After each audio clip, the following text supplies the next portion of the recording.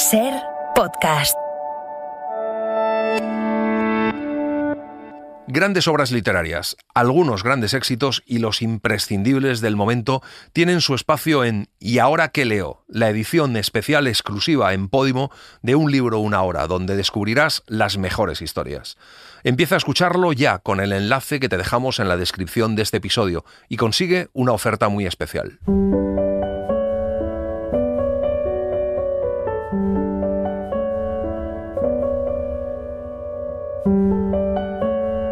Un libro, una hora.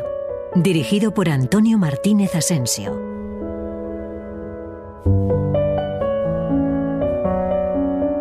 Bienvenidos al podcast de Un libro, una hora. En este episodio os vamos a contar el acontecimiento de Annie Ernaux.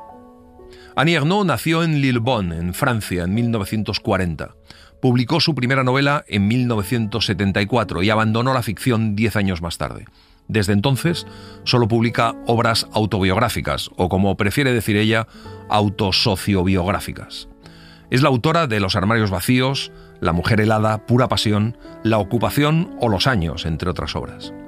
Fue la ganadora del Premio Nobel de Literatura en 2022 por el coraje y la agudeza clínica con la que descubre las raíces, los extrañamientos y las trabas colectivas de la memoria personal. El acontecimiento se publicó en 2000. Es una obra que duele físicamente, durísima, serena y extraordinariamente profunda. Una delicia. Pura literatura. Vamos allá. Me bajé en Barbès. Como la última vez, un grupo de hombres esperaba en el andén del metro aéreo. La gente avanzaba por la estación con bolsas de color rosa de los grandes almacenes Tati. Annie sale al Boulevard Magenta. Reconoce los almacenes Billy con los anoraks expuestos en la calle. Una mujer avanza hacia ella con sus robustas piernas cubiertas con unas medias negras de grandes dibujos. La calle Ambroise Paré está casi desierta hasta las inmediaciones del hospital. Recorre el largo pasillo abovedado del pabellón Elisa. La primera vez no me había fijado en el kiosco de música que había en el patio que se extendía al otro lado del pasillo acristalado. Me pregunté cómo vería todo aquello después, al irme. Annie empuja la puerta 15 y sube los 2 pisos. Entrega su número en la recepción del servicio de medicina preventiva. La mujer busca en un fichero y saca un sobre que contiene unos papeles. Annie tiende la mano para alcanzarlo, pero la mujer no se lo da. Lo pone encima de la mesa y le dice a Annie que se siente, que ya la llamarán. La sala de espera consistía en 2 compartimentos contiguos. Elegí el más cercano a la puerta de la consulta del médico, que era también donde más gente había. Empecé a corregir los exámenes que me había llevado conmigo. Justo después de mí, llegó una chica muy joven, rubia y con el pelo largo. Entregó su número. Comprobé que a ella tampoco le daban el sobre y que también le decían que ya la llamarían. Cuando Annie entra en la sala, ya hay 3 personas esperando. Un hombre de unos 30 años, vestido a la última moda, con una ligera calvicie, un joven negro con un Wallman y un hombre de unos 50 años, con el rostro marcado, hundido en su asiento. Después llega un cuarto hombre que se sienta con determinación y saca un libro de su cartera.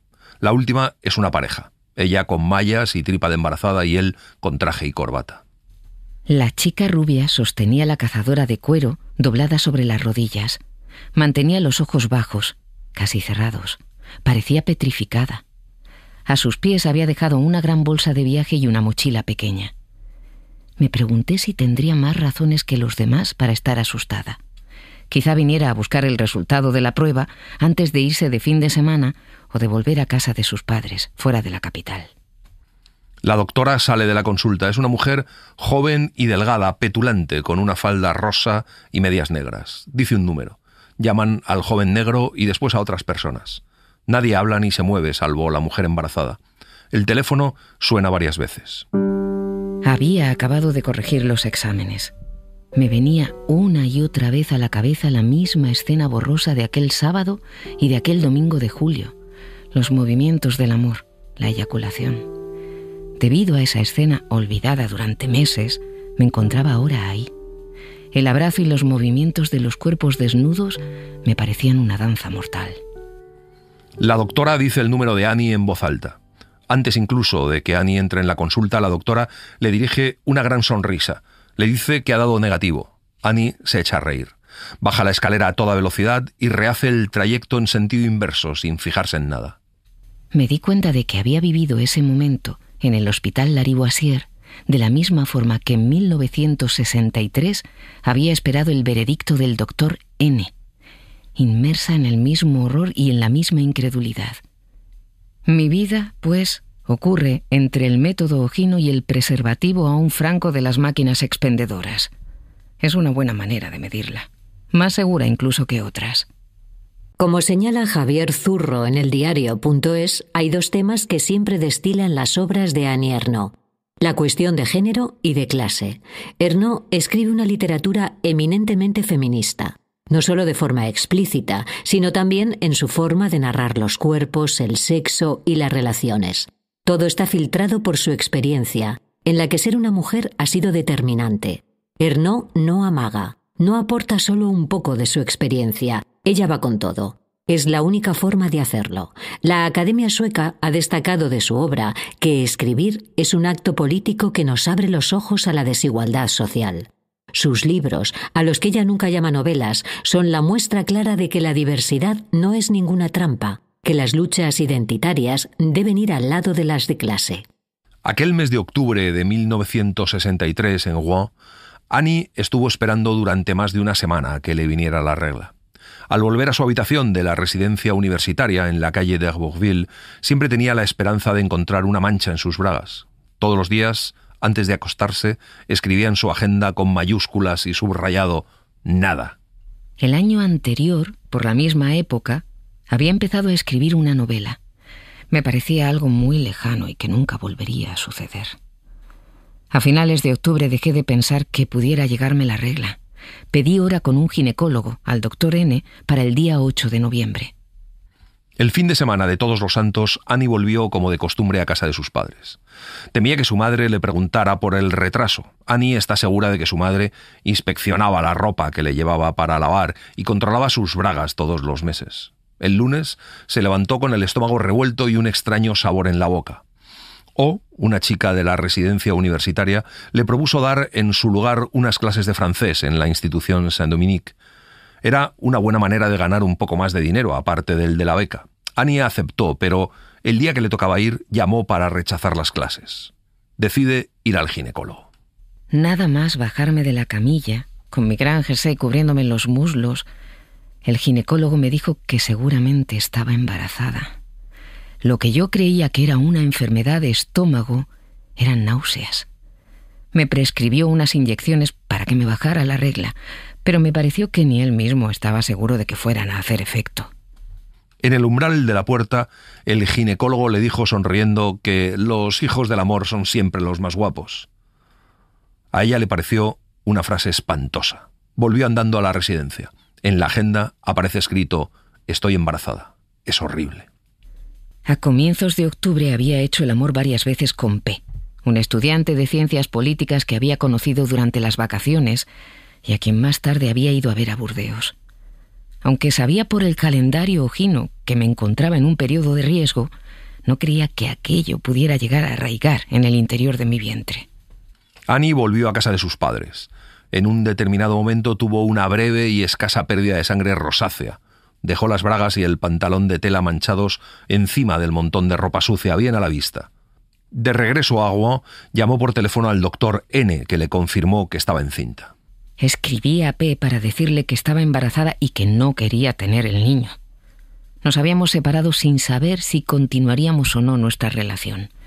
Y la idea de que la noticia fuera a turbar su despreocupación me complacía mucho, aunque no me hacía ninguna ilusión por el profundo alivio que le produciría mi decisión de abortar. Una especie de aura rodea los meses siguientes. Annie se ve a sí misma caminando sin parar por las calles. Lo que vivió y experimentó entonces era algo indecible y de cierta belleza. Llevo años dándole vueltas a ese acontecimiento de mi vida. Ha comenzado este relato sin tener la certeza de que vaya a continuarlo. Tan solo quiere comprobar que desea escribir sobre el tema. Es un deseo que experimenta cada vez que se sienta a escribir, pero se resiste a ese deseo sin dejar de pensar en él. Para Annie sería imperdonable morirse sin haber escrito nada sobre esa vivencia. Hace tiempo que este relato se ha puesto en marcha y que me arrastra a mi pesar. Ahora sé que estoy decidida a ir hasta el final, pase lo que pase, de la misma forma que lo estaba a los 23 años, cuando rompí el certificado de embarazo. Quiero sumergirme de nuevo en aquel periodo de mi vida, saber lo que descubrí entonces. Esta exploración se inscribirá en la trama de un relato, el único capaz de expresar un acontecimiento que solo fue tiempo, tanto dentro como fuera de mí. La agenda y el diario íntimo que escribió durante aquellos meses le suministran las referencias y las pruebas necesarias para establecer unos hechos. Trata, por encima de todo, de sumergirse en cada imagen hasta tener la sensación física de unirse a ella, hasta que surjan las palabras de las que pueda decir «eso es». Trataré de volver a escuchar cada una de las frases, indelebles en mí, cuyo sentido debió de resultarme entonces tan insoportable, o por el contrario tan consolador, y que cuando me acuerdo de ellas hoy me invade el malestar o la dulzura. Annie no quiere seguir ocultando la experiencia del aborto, por mucho que viviera esa experiencia en la clandestinidad. La ley obliga a las antiguas víctimas a callarse, porque todo aquello se acabó, haciendo que lo que sucedió continúe oculto bajo el mismo silencio de entonces. Pero precisamente porque ya no pesa ninguna prohibición sobre el aborto, Annie puede afrontar, dejando de lado el sentido colectivo, de forma real, este acontecimiento inolvidable. Elena Medel señala en El País que El acontecimiento es un libro sobre el aborto, desde luego, que a la innegable cuestión de género añade matices de clase. El dinero lo facilitaría todo, e ideología, con su aproximación al machismo en los ambientes progresistas anteriores a mayo del 68. En una entrevista con María Sonia Christoph para Clarín, Ernaux dijo: «Origen de clase y feminismo son dos ejes cruciales a la hora de escribir. Atraviesan todo lo que escribo. Para mí, escribir es de por sí un compromiso feminista, pero no ligado al contenido, no porque cuente historias de mujeres, sino porque lo hago desde el punto de vista de una mujer. Y creo que eso ya contribuye a ampliar el modo en el que se ve el mundo. Pone un freno a la concepción masculina del mundo que todavía impera». El tiempo dejó de ser una insensible sucesión de días que había que llenar con clases y ponencias, con pausas en los cafés y en la biblioteca, y que conducía a los exámenes, a las vacaciones de verano y al porvenir, para convertirse en algo informe que avanzaba en mi interior y que había que destruir a cualquier precio. Annie asistía a clases de literatura y de sociología. Iba al comedor universitario y tomaba cafés al mediodía y por la noche en La Faluche, el bar reservado para los estudiantes. Pero ya no vivía en el mismo mundo. A un lado estaban las otras chicas con sus vientres vacíos y al otro se encontraba ella. Pasaba de la incredulidad de que aquello estuviera ocurriéndole a ella a la certeza de que era algo que tenía que pasarle a la fuerza, como si estuviera abocada a ello desde la primera vez que había gozado bajo las sábanas a los 14 años. Establecía confusamente un vínculo entre mi clase social de origen y lo que me estaba ocurriendo. Yo era la primera persona de mi familia que estudiaba una carrera. Todos los demás habían sido obreros o pequeños comerciantes. Había conseguido escapar de la fábrica y de la tienda. Pero ni la reválida ni la licenciatura en letras habían conseguido alejar la fatalidad de una pobreza heredada, cuyos emblemas eran el padre alcohólico y la madre soltera. No había podido librarme de ello, y lo que estaba creciendo dentro de mí era, en cierto sentido, el fracaso social. Pero Annie no sentía ninguna aprensión ante la idea de abortar. Le parecía, si no fácil, al menos factible. Le parecía que no era necesario tener ningún valor especial para hacerlo. Era una desgracia muy común. Desde la adolescencia había ido acumulando relatos relacionados con el aborto.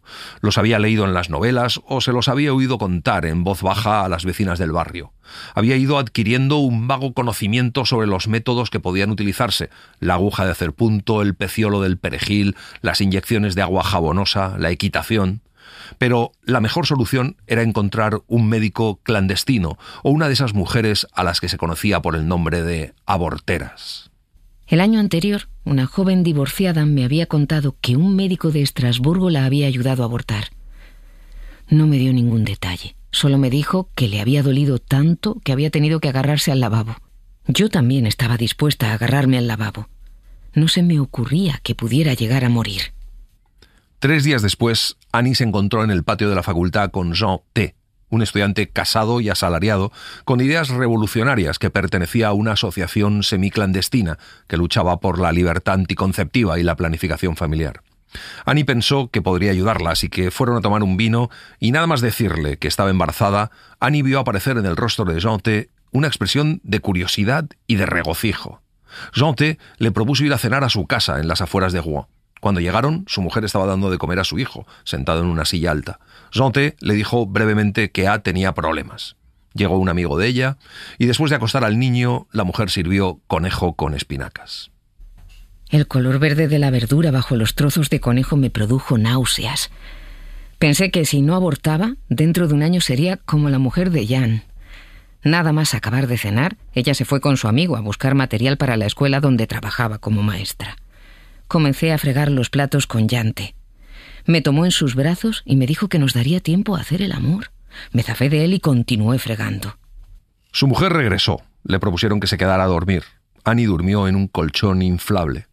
No pensaba que Jean T. la hubiera tratado con desprecio. Para él, Annie había pasado simplemente de la categoría de las chicas de las que no se sabe si aceptan acostarse o no, a la de las chicas que, sin duda, ya se han acostado, en una época en la que la distinción entre ambas categorías era importantísima. Al cabo de 2 días, Annie volvió a verlo en su despacho y Jean T. le habló del matrimonio B. Le contó que ella había abortado 2 o 3 años antes. Le dijo que podía ponerse en contacto con LB en el periódico en el que ella trabajaba como redactora. Annie esperó a LB durante 2 noches seguidas delante del periódico. No quería entrar a preguntar por ella y molestarla. Una tarde salí de la residencia decidida a encontrar un médico que aceptara ayudarme a abortar. Ese ser tenía que existir en algún lugar. Rouen se había convertido en un bosque de piedras grises. Escrutaba las placas doradas y me preguntaba quién se encontraría detrás. No me decidía a llamar al timbre. Esperaba una señal. Como la mayoría de las consultas médicas de los años 60, la del médico internista del Boulevard d'Isieux parecía un salón burgués. Le recibió un médico más bien mayor. Annie le dijo que estaba cansada y que no le bajaba la regla. Después de explorarla con un dedil de goma, el médico le dijo que seguramente estaba embarazada. Annie no se atrevió a pedirle que le ayudara a abortar, pero le suplicó que hiciera cualquier cosa para que le volviera la regla. El médico no respondió. Solo le prescribió ampollas de calcio e inyecciones de estradiol. Las chicas como yo estropeábamos el día a los médicos. Sin dinero y sin relaciones. De lo contrario, no hubiéramos ido a parar a ciegas a sus consultas. Les obligábamos a recordar la ley que podía llevarles a la cárcel y prohibirles para siempre el ejercicio de su profesión. Frente a la perspectiva de una carrera truncada, la imagen de una aguja de hacer punto dentro de una vagina carecía de peso para ellos. Annie no creía que las inyecciones del médico fueran a surtir efecto, pero quería probarlo todo. Le pidió a una estudiante de medicina que veía a menudo en el comedor universitario que se las pusiera. Esa misma noche le envió a una compañera a la habitación que le puso la inyección sin hacerle una sola pregunta. Al día siguiente, como ninguna de las 2 estudiantes se encontraba disponible, se sentó en la cama y ella misma se puso la inyección en el muslo, cerrando los ojos. Más tarde, Annie se enteró de que era un medicamento para evitar los abortos naturales. Me doy cuenta de que el relato me arrastra e impone sin darme cuenta un sentido, el de la desgracia que se ha puesto en marcha de forma ineluctable. Me obligo a resistirme al deseo de recorrer rápidamente los días y las semanas e intento conservar por todos los medios, buscando y anotando los detalles, empleando el pretérito imperfecto y analizando los hechos, la interminable lentitud de un tiempo que se espesaba sin avanzar, como el de los sueños. Annie continuaba yendo a clase y a la biblioteca. Ese verano había elegido con mucho entusiasmo un tema para su tesina, la mujer en el surrealismo. Pero se sentía incapaz de relacionar los datos que iba recopilando e integrarlos dentro de una estructura coherente. El cielo de las ideas se había convertido en algo inaccesible. Annie se arrastraba por debajo de él con el cuerpo inmerso en la náusea. Había dejado de ser una intelectual. Durante una velada en la Faluche, se excitó con un chico rubio y dulce con quien estuvo bailando. Era la primera vez que me ocurría desde que sabía que estaba embarazada. No había ningún impedimento para que mi sexo se tensara y se abriera, ni siquiera el hecho de que ya hubiera en mi vientre un embrión que recibiría sin protestar un chorro de esperma desconocido. Los sábados, Annie volvía a casa de sus padres. No le costaba nada disimular su situación ante ellos, pues era algo que hacía desde su adolescencia. Su madre pertenecía a la generación de antes de la guerra, la del pecado y la vergüenza sexual. Como la mayoría de los padres, se imaginaban que podían detectar de forma infalible a primera vista las más mínimas señales de descarrío. Para tranquilizarlos, bastaba con ir a verlos regularmente, llevarles la ropa sucia e irse de allí cargada de provisiones. Un lunes se trajo de casa de sus padres un par de agujas de hacer punto. A la mañana siguiente se tumbó en la cama y deslizó con precaución la aguja de hacer punto dentro de su sexo. Buscaba a tientas, sin encontrarlo, el cuello del útero y no podía evitar detenerse en cuanto notaba dolor. Se dio cuenta de que no conseguiría hacerlo sola. Es posible que un relato como este provoque irritación o repulsión, o que sea tachado de mal gusto. El hecho de haber vivido algo, sea lo que sea, otorga el derecho imprescriptible de escribir sobre ello. No existe una verdad inferior. Y si no cuento esta experiencia hasta el final, contribuiré a oscurecer la realidad de las mujeres y me pondré del lado de la dominación masculina del mundo. Después del intento, llamó al doctor N y le dijo que no quería tenerlo y que ella misma se había lesionado. El doctor le dijo que fuera de inmediato a su consulta. La recibió silenciosamente, con una expresión grave en el rostro. Después de explorarla, le dijo que todo iba bien. Annie se echó a llorar. Él estaba postrado en su escritorio, con la cabeza gacha. Parecía muy turbado. Al final, levantó la cabeza y le dijo que fuera donde fuera, tendría que tomar penicilina 8 días antes y 8 días después. Y le dio una receta. Ni él ni yo pronunciamos la palabra aborto ni una sola vez. Era algo que no tenía cabida dentro del lenguaje. Annie conocía a O desde el primer año de facultad. Sus habitaciones estaban en el mismo piso. Salían a menudo juntas, pero Annie no la consideraba una amiga. De hecho, pensaba que era pesada y pegajosa. Sabía de su avidez por conocer secretos que le sirvieran de tesoros para poder ofrecérselos a los demás y que la convertirían durante una hora en más interesante que pegajosa. Siendo una burguesa católica que respetaba las enseñanzas del Papa sobre la contracepción, debería haber sido la última a quien yo me confiara. Sin embargo, fue mi confidente desde diciembre hasta el final. Constato lo siguiente. El deseo que me empujaba a contar mi situación no tenía en cuenta las ideas ni los posibles juicios de aquellos a quienes me confiaba. Annie apenas conocía a André X, un estudiante universitario de primer curso cuya especialidad consistía en contar con tono frío unas historias horribles sacadas del semanario Harakiri.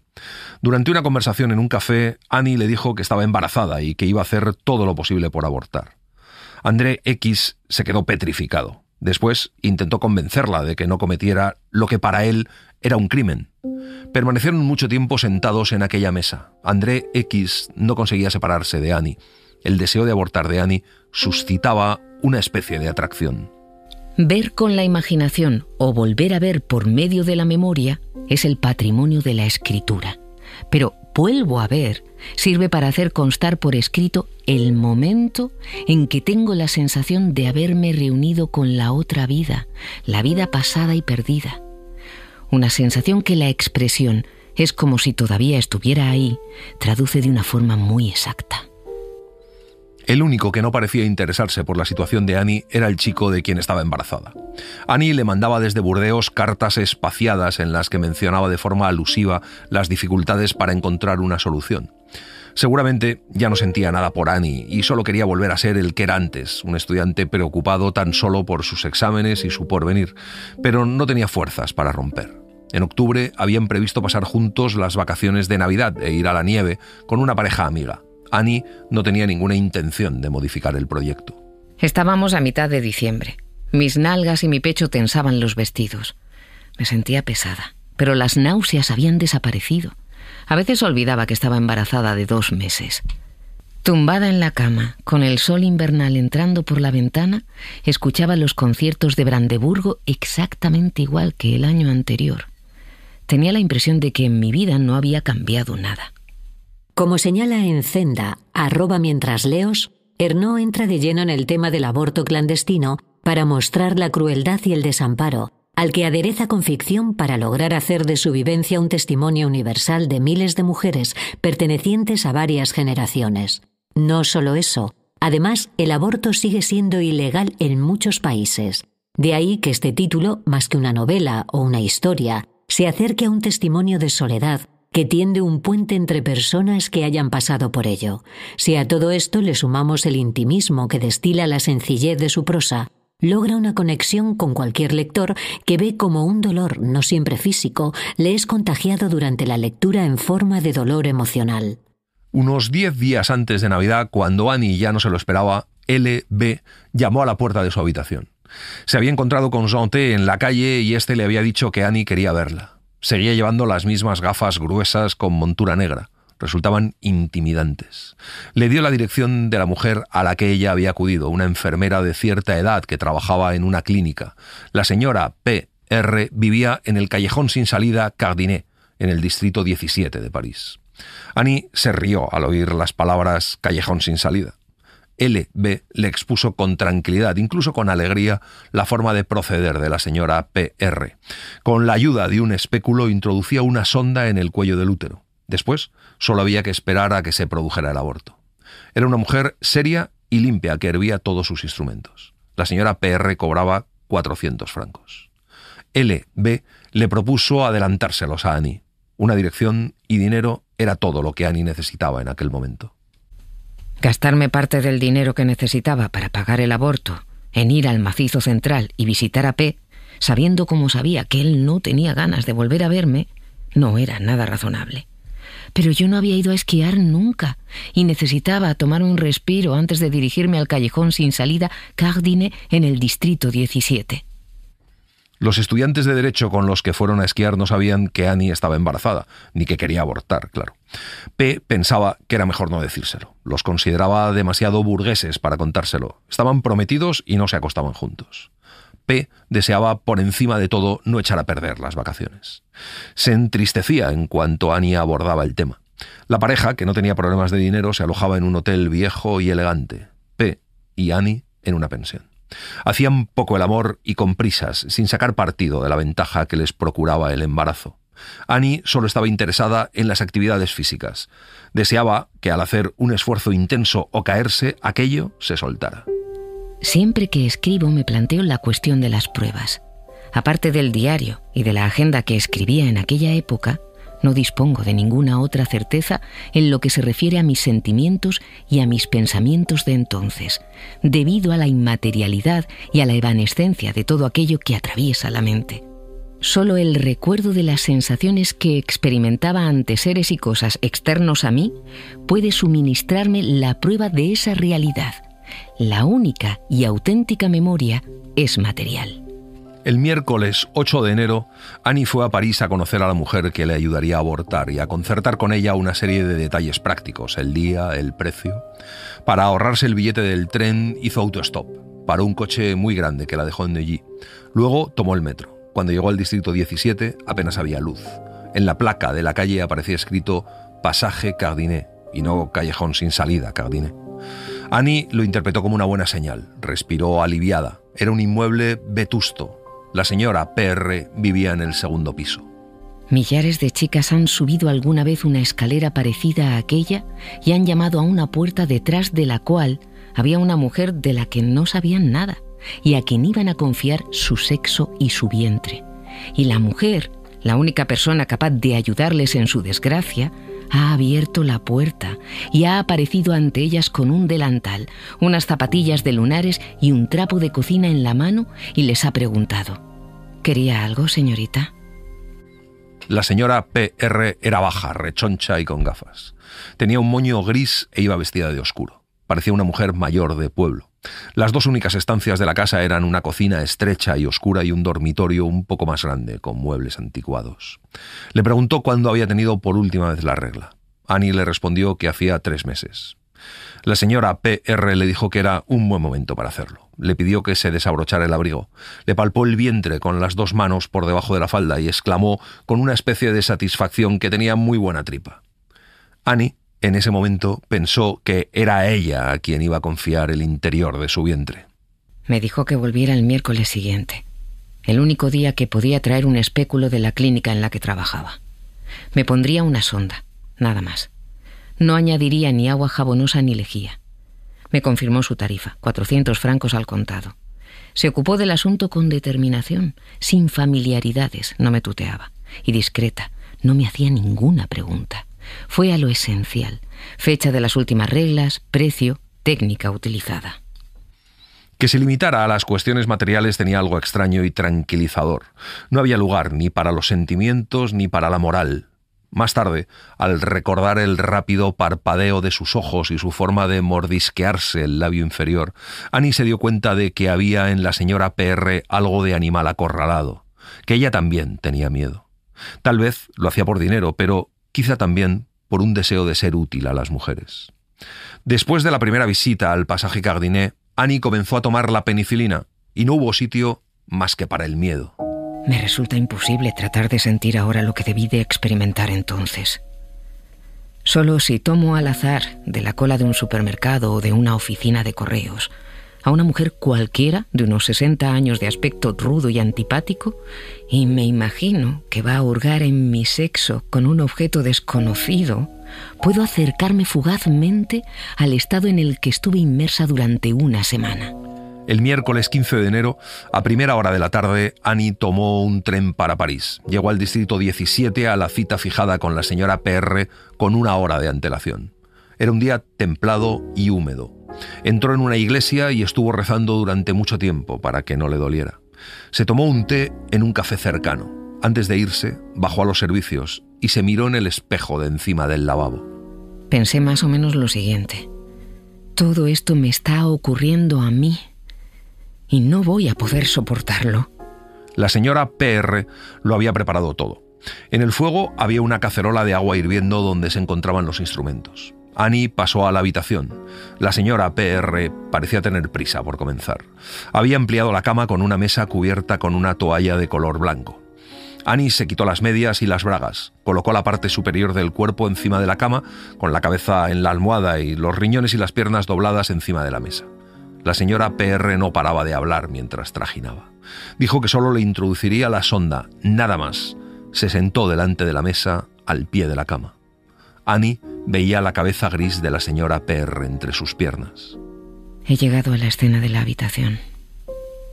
Excede a cualquier tipo de análisis. Lo único que puedo hacer es sumergirme en ella. Tengo la sensación de que la mujer que se afana entre mis piernas, que me introduce el espéculo, está haciéndome renacer. En aquel momento maté a mi madre dentro de mí. Annie sintió un dolor atroz. La mujer decía palabras que solo significaban una cosa: la obligación de ir hasta el final, como si en esos momentos solo pudieran pronunciarse palabras relacionadas con lo ineludible y solo a veces con la compasión. Annie lloraba. Dejó de sentir dolor para experimentar tan solo una sensación de pesadez en el vientre. La mujer dijo que ya había acabado, que Annie no debía tocar nada.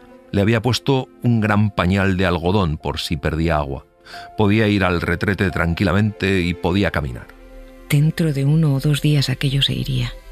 Y si no era así, tendría que llamarla por teléfono. Tomamos un café juntas en la cocina. Ella también se alegraba de haber acabado. No recuerdo en qué momento le di el dinero. Le preocupaba saber cómo iba a regresar a casa. Se ofreció a acompañarme hasta la estación de Pont-Cardinet, donde tomaría un tren que me llevaría directamente a Saint-Lazare. Annie deseaba irse sola y no volver a ver a la señora PR nunca más, pero no quiso vejarla rechazando su solicitud, dictada seguramente por el temor de que la encontraran desmayada a la salida de su casa. La señora PR se puso un abrigo y se dejó las zapatillas puestas. Fuera, todo se volvió bruscamente irreal.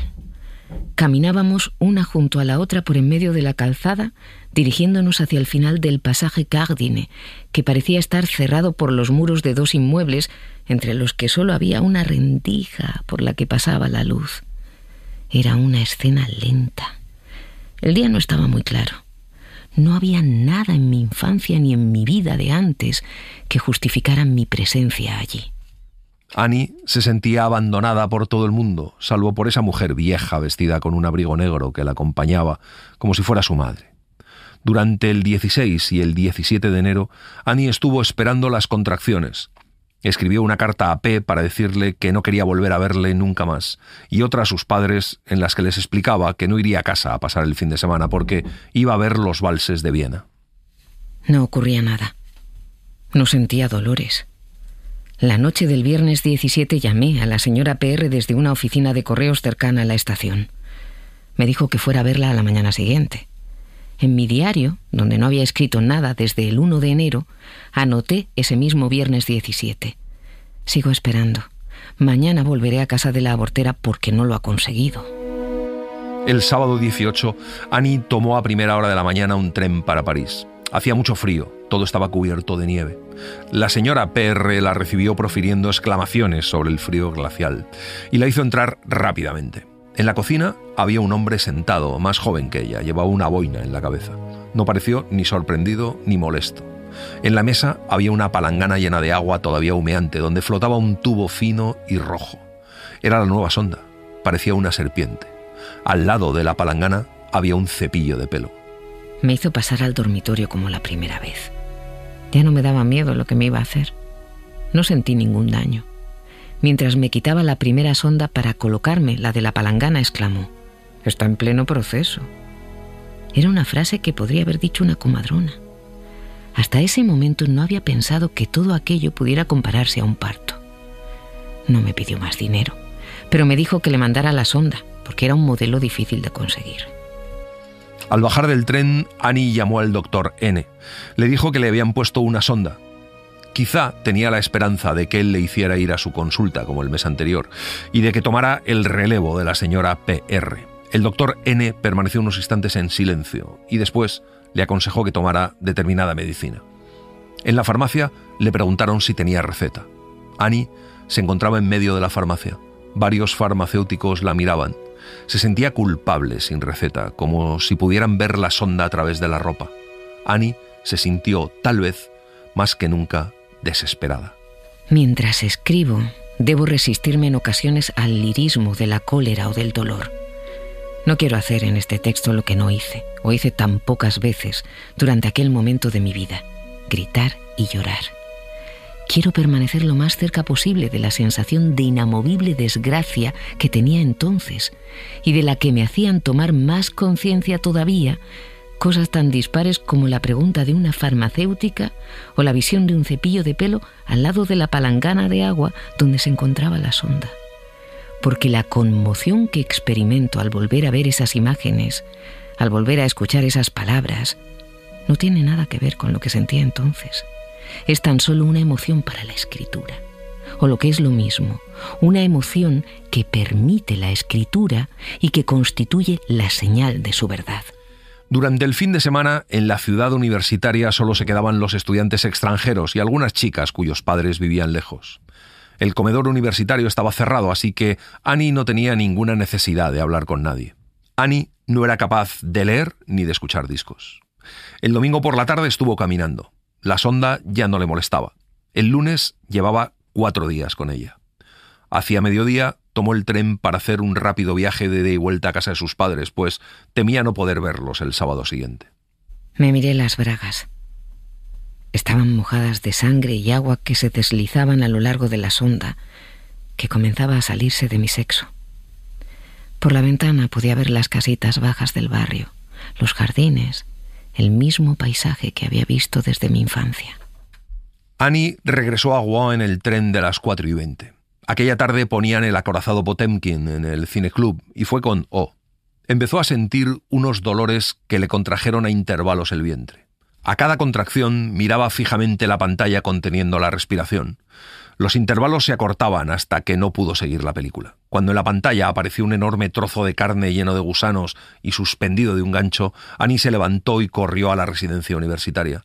Se acostó y se agarró a la cabecera de la cama intentando ahogar los gritos. Vomitó.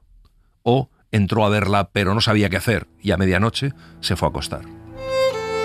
Sentí unas violentas ganas de hacer caca.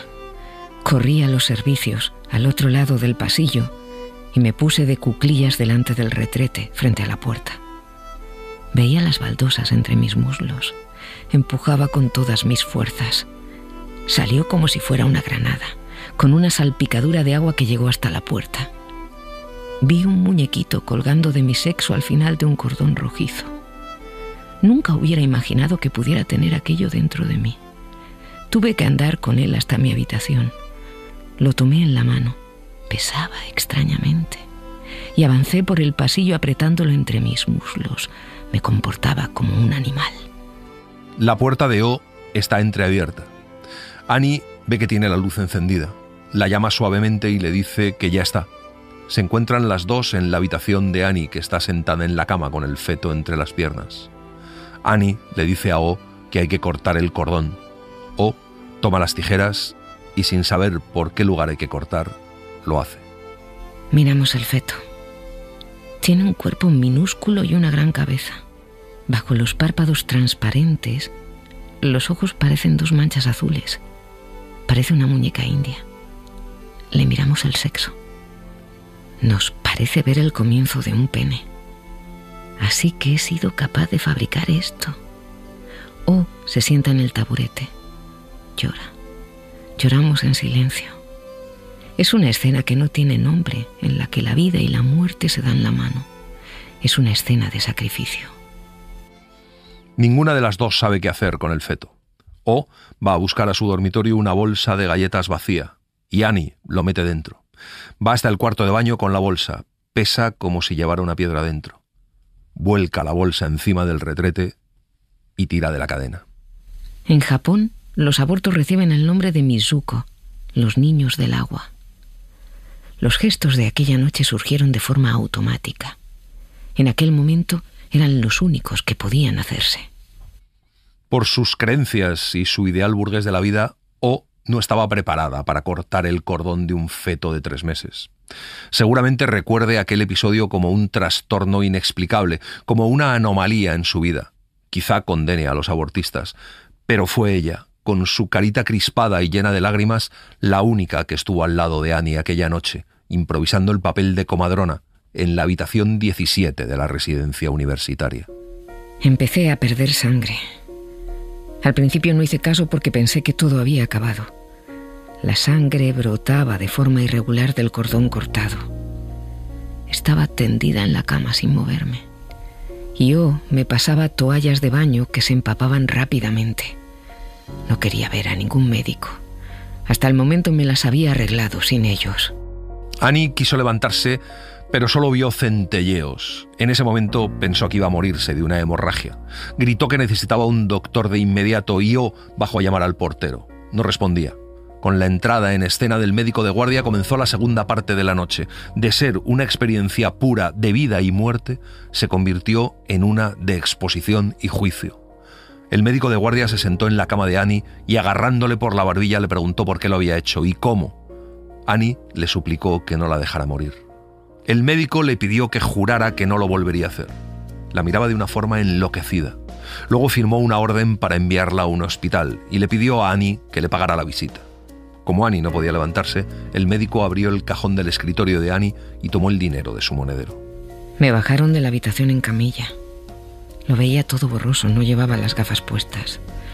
Los antibióticos, la sangre fría de la primera parte de la noche no habían servido para nada. Al final había acabado en el hospital. Tenía la sensación de haber actuado bien hasta la hemorragia. Intentaba saber qué era lo que había hecho mal. Probablemente no deberíamos haber cortado el cordón. Ya no controlaban nada.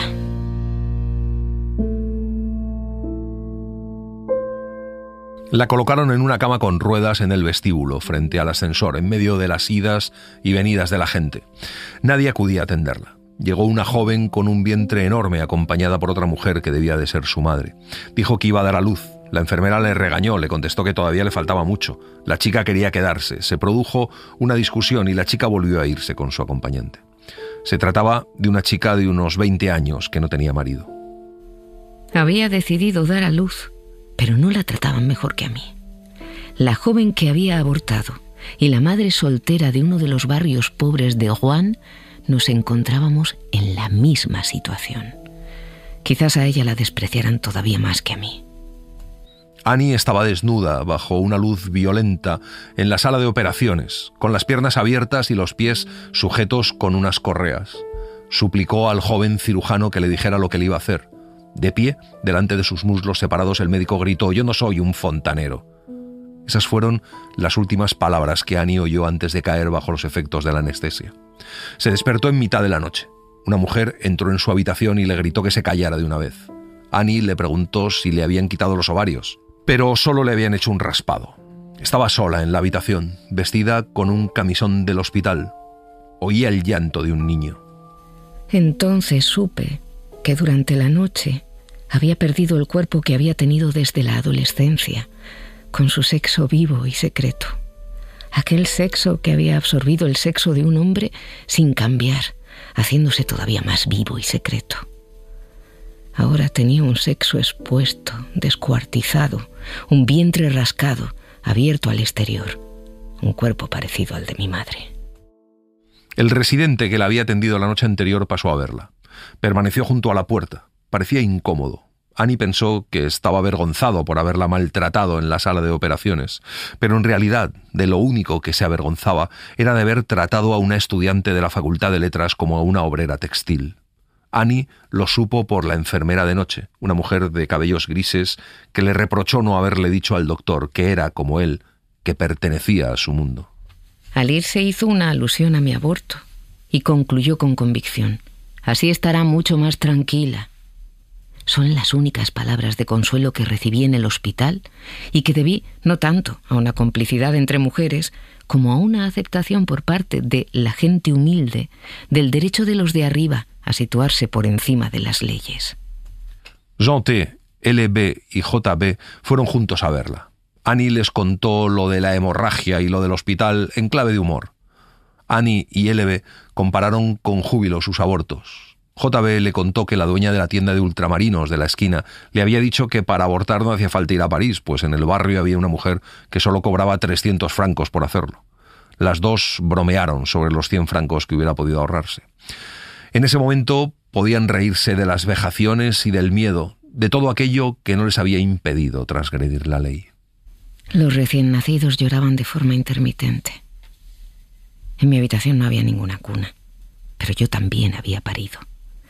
No me sentía diferente a las mujeres de la sala de al lado. Me parecía incluso que sabía más que ellas.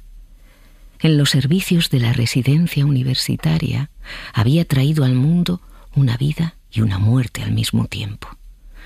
Por primera vez me sentía atrapada en una cadena de mujeres por la que pasaban las generaciones. Fueron unos días grises e invernales. Yo flotaba, rodeada de luz en medio del mundo. El sábado 25 de enero, Annie salió del hospital. Llamó al doctor N para anunciarle que todo había acabado. El doctor le aconsejó que volviera a tomar penicilina. Annie volvió a casa de sus padres y pretextó una gripe para poder acostarse enseguida. Annie regresó a Rouen. Era un mes de febrero frío y soleado. Annie se encontraba en un estado febril de conciencia pura, más allá del lenguaje que la noche no interrumpía. Dormía con un sueño ligero. Iba a la biblioteca a trabajar en su tesina que había dejado abandonada desde mediados de septiembre. Le costaba mucho leer, tenía la sensación de estar descifrando un jeroglífico. No conseguía descomponer el tema de su tesina en ideas, se sentía ebria de una inteligencia sin palabras. Caminaba por las calles con el secreto de la noche del 20 al 21 de enero en mi cuerpo, como si de algo sagrado se tratara. No sabía si había estado en el límite del horror o de la belleza. Sentía orgullo, probablemente el mismo que sienten los navegantes solitarios, los drogadictos y los ladrones, el de haber llegado a donde los demás nunca se les pasará por la cabeza ir. Quizás haya sido este orgullo lo que me ha llevado a escribir este relato. Una noche salió con O y un grupo de gente. Sentada en el fondo del local miraba cómo bailaban los demás, asombrada ante el placer de los otros. Una tarde fue con Gerard H., un estudiante de medicina, a su habitación. Gerard H. le quitó el jersey y el sujetador. Annie vio que sus senos se habían convertido en unos pechos diminutos y aplastados. No quiso hacer nada. Otra tarde entró en una iglesia para decirle a un sacerdote que había abortado. Enseguida me di cuenta de mi error. Yo me sentía en la luz, pero para él yo era una criminal. Al salir supe que para mí la religión se había acabado. Volvió al consultorio del doctor N, que después de realizarle un minucioso examen, le dijo sonriendo con un tono de elogio y satisfacción que había conseguido salir muy bien del apuro, transformando la violencia sufrida en victoria individual. Le suministró como medio anticonceptivo un diafragma que tenía que colocarse en el fondo de la vagina y 2 tubos de gel espermicida. Annie no envió la sonda a la señora PR. Un día tomó el coche de sus padres y fue a tirarla a un bosque cercano. Más tarde se arrepintió de haberlo hecho. No sé cuándo volví al mundo llamado normal. Formulación vaga, pero cuyo sentido todos comprenden. Es decir, aquel en el que la visión de un lavabo brillante o de las cabezas de los pasajeros en un tren deja de plantearnos interrogantes o de resultar dolorosa. Comencé a redactar mi tesina, cuidé a unos niños por la noche y trabajé como telefonista de un cardiólogo para ir devolviendo poco a poco el dinero del aborto. Annie no volvió a ver nunca más a la señora PR y, sin embargo, nunca dejó de pensar en ella. Durante años, la noche del 20 al 21 de enero ha sido para ella como un aniversario. Hoy, Annie sabe que debía pasar por esa prueba y ese sacrificio para desear tener niños, para aceptar la violencia de la reproducción dentro de su cuerpo y convertirse, a su vez, en lugar de paso para las generaciones futuras. He acabado de poner en palabras lo que se me revela como una experiencia humana total de la vida y de la muerte, del tiempo, de la moral y de lo prohibido, de la ley. Una experiencia vivida desde el principio al final a través del cuerpo. Me he quitado de encima la única culpabilidad que he sentido en mi vida a propósito de este acontecimiento. El haberlo vivido y no haber hecho nada con él. Como si hubiera recibido un don y lo hubiera dilapidado. Porque por encima de todas las razones sociales y psicológicas que pueda encontrar a lo que viví, hay una de la cual estoy totalmente segura. Esas cosas me ocurrieron para que diera cuenta de ellas. Y quizás el verdadero objetivo de mi vida sea este, que mi cuerpo, mis sensaciones y mis pensamientos se conviertan en escritura, es decir, en algo inteligible y general, y que mi existencia pase a disolverse completamente en la cabeza y en la vida de los otros. Annie volvió al pasaje Cardinet. Preparó su itinerario con un plano de París. Quería encontrar el café donde estuvo haciendo tiempo y la iglesia donde permaneció un buen rato. En la entrada del pasaje Cardinet había colocada una placa nueva. Llegó al portal de la señora PR. La puerta estaba cerrada.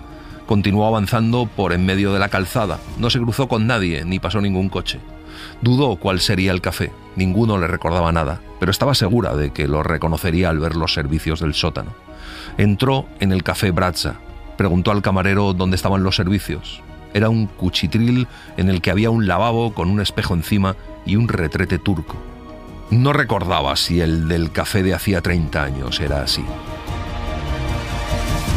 En el andén de la estación me dije que había vuelto al pasaje Cardinet creyendo que iba a ocurrirme algo. Think about me one more time before you go. Y así les hemos contado el acontecimiento de Annie Ernaux. Hemos seguido la edición de la editorial Tusquets, con traducción de Mercedes y Berta Corral. Gracias por estar ahí y gracias por leer. Un libro, una hora, en la cadena SER.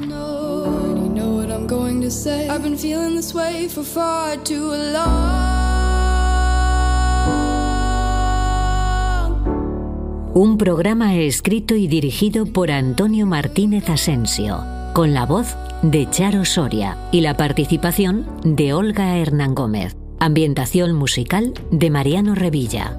Edición y montaje de sonido de Felipe Sánchez. Y en las redes, Virginia Díaz Pacheco.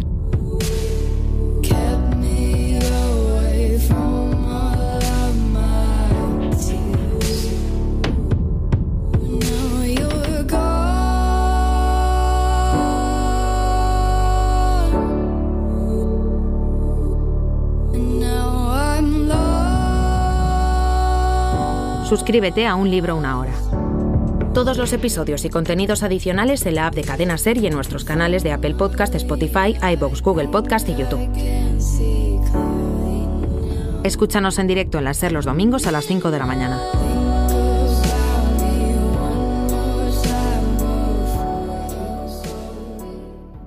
En Y ahora que leo, te acercamos esos libros que se acaban de estrenar y todavía no te has decidido a leer. Disfruta del podcast en exclusiva en Podimo y descubre la mejor selección literaria pinchando el enlace que te dejamos en la descripción de este episodio. Cadena SER. La radio.